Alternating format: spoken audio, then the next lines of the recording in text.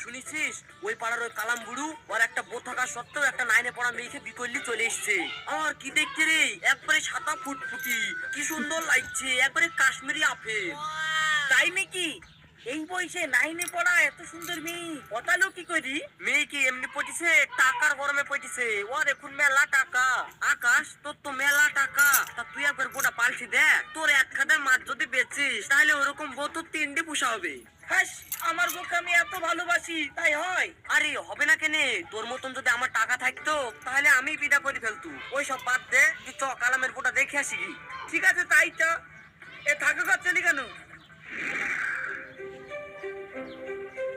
শালা কালামের মতো আমারও তো টাকা পয়সা কম নাই, তাহলে কি লিখে একখান করে ফেলবো।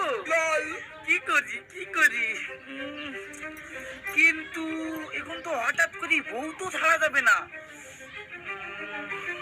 যদি বউটা কোনোভাবে মরে যাইতো একটা বউ করতে পারতো। কি করি কি করি।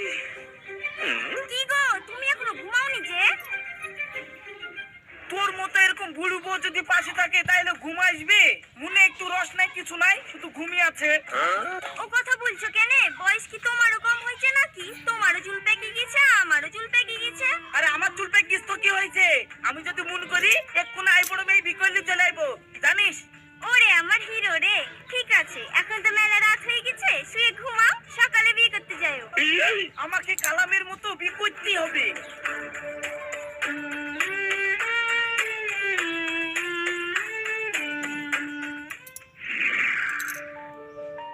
এই নাও মুড়িগুলা নাও, আমি তোমার জন্য চালিয়ে আসছি।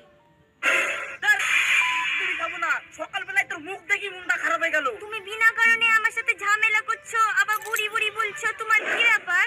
কি আবার ব্যাপার? কালামকে দেখা, কালাম আমার সেই 2 বছরের বড়, তাহলে কি করি দুটো বলি সংসার করছে কি সুখে, আর আমার শালা এত সম্পত্তি থেকে এই বুড়ো বলি সংসার করতে হয়েছে। শোন, তাই আমি বলছি আমি আরেকটা লিখি করবো, কি বলছি তাই বল। ওগো, তুমি আর কি কথা বলছো? আমি তো মনে করছি কাল রাতে তুমি আমার সাথে ঠাট্টা করছিলা।